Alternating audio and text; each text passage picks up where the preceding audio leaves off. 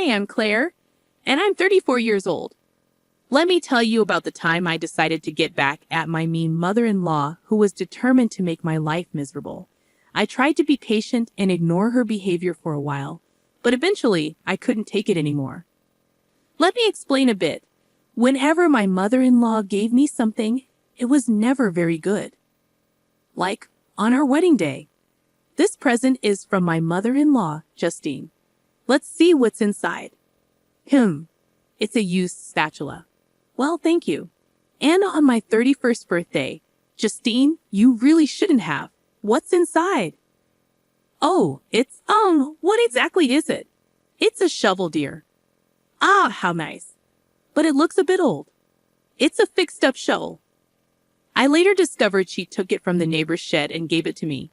Another time, when I hosted a dinner party, she brought the cheapest bottle of wine she could find. At that point, I wished she wouldn't bother doing anything for me at all. But what really bothered me were the times she insisted on cooking for me, only for the food to taste awful every single time. At first, I was understanding. Not everyone is a great cook, and that's okay. I thought it was the thought that counted, not necessarily the taste. But then I learned that the same dishes she made for me tasted amazing when she cooked for other people. After trying to convince myself otherwise for a while, I realized she was intentionally making my food taste bad. Claire, try my casserole. I made it. I'm really full from all the food you've given me. Please, just take a bite for me. I reluctantly took a bite, feeling uneasy about what might happen next. As expected, the casserole tasted terrible. It made me wonder if she was trying to harm me with it. You might be wondering what my husband thought about all of this. Well, he didn't believe me. I didn't blame him. It's tough to accept such a strange idea, especially when it's about your own mother. But I kept asking him to try the food she made for me, hoping he'd see what I meant. Every time, he'd dismiss me, saying I was imagining things. Sometimes he'd almost try it, but Justine always stopped him. Hey, that food is for Claire. I made it just for her, considering her dietary needs. Yes, I have specific dietary needs because I'm a vegetarian, but I married into a family that loves their meat. So whenever there's a big family meal, my mother-in-law, Justine, would make a separate dish for me, which I appreciated. But it always seemed like she didn't put much effort into it. After realizing she was messing with my food, I tried to understand her. Maybe she was upset about having to make a special dish for me. But that didn't explain why she gave me terrible gifts all the time. I tried to give her the benefit of the doubt until a few months ago. I invited a coworker who's also a vegetarian to a family cookout. Justine made 2 vegetarian dishes, one for my coworker and one for me. I tasted my coworker's dish secretly, and it was delicious, but mine was awful. It was clear that Justine could cook well. When I told my husband Liam about it, he just brushed it off. Oh, come on, Claire. You're overreacting and being a bit rude. I'm telling you, she's intentionally messing with my food. She doesn't want to make good food for me. Even if the food isn't great, which I doubt, what do you expect from her? She's just one person. Maybe you could help her out in the kitchen, especially with vegetarian dishes. I've offered to help many times, but she gets defensive and thinks I don't like her cooking. Which you don't. And when I suggest things, she gets upset. There's no pleasing her.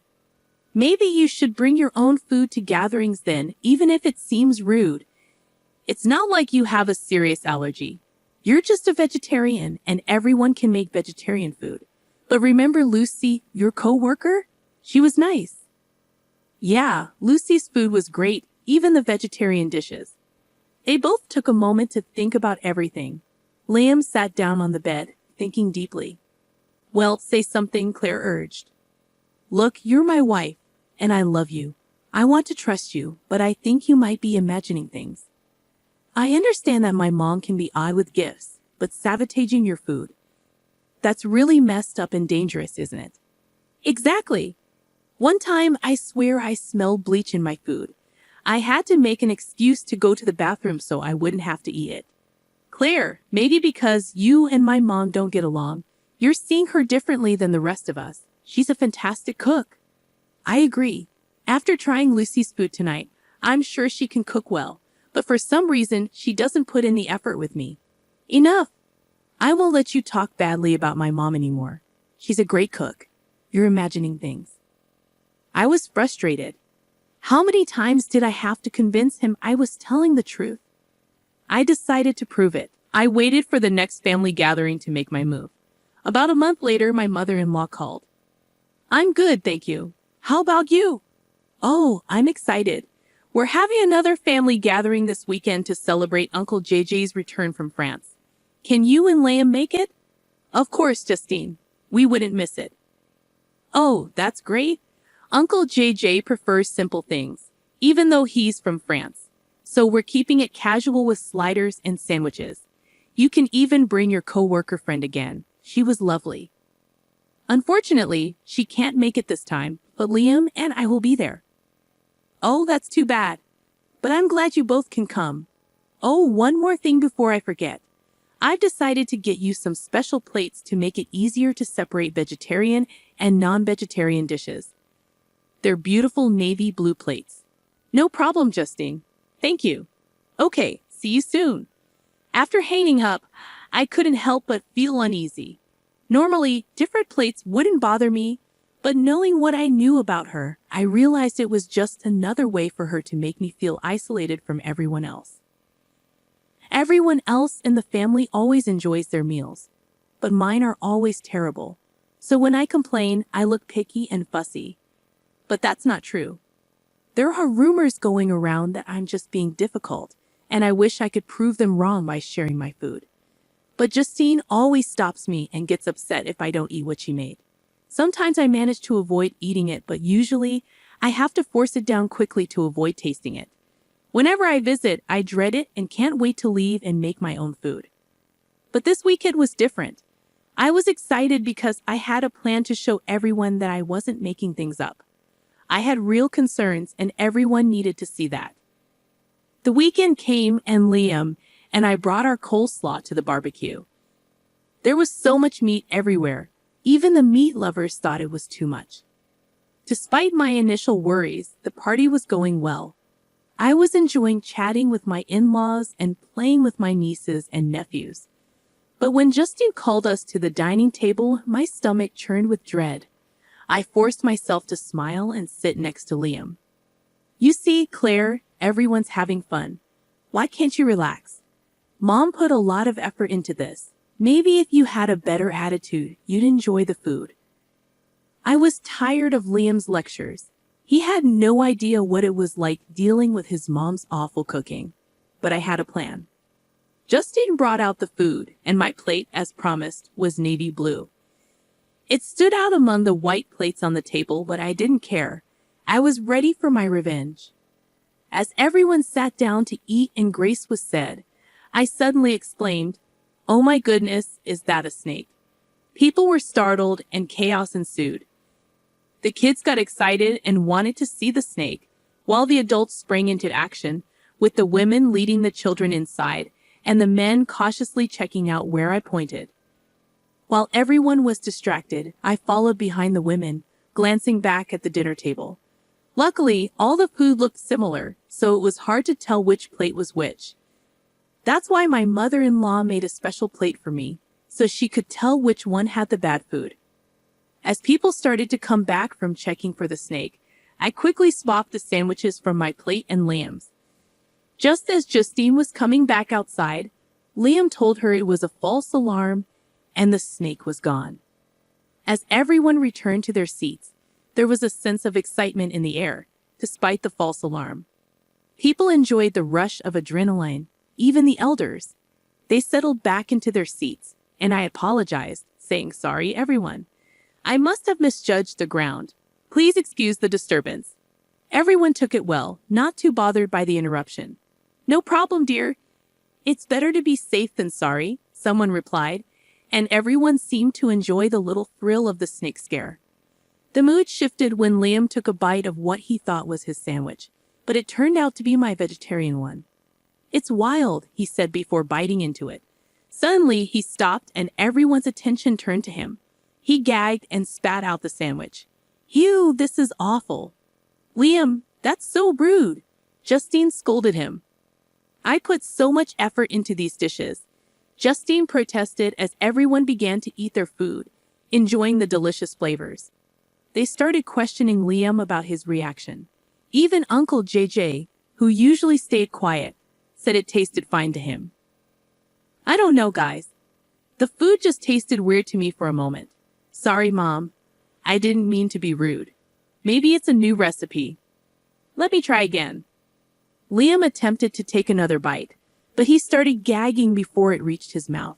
Justine was getting flustered and complained about Liam's rudeness. Mom, I'm sorry, but I can't eat this. There's something wrong with it. Except it's not, I added, and everyone looked at me surprised by my statement. It was then that Liam noticed I hadn't touched my food. Babe, why aren't you eating? Because it has meat in it, I admitted. The table fell silent, and I saw understanding dawn in Liam's eyes. Mom, have you been messing with Claire's food? Everyone exclaimed, shocked. Justine started shouting in response. Liam, I don't know what's gotten into you. Maybe it's your spoiled wife who convinced you, but I won't stand for this. Apologize now.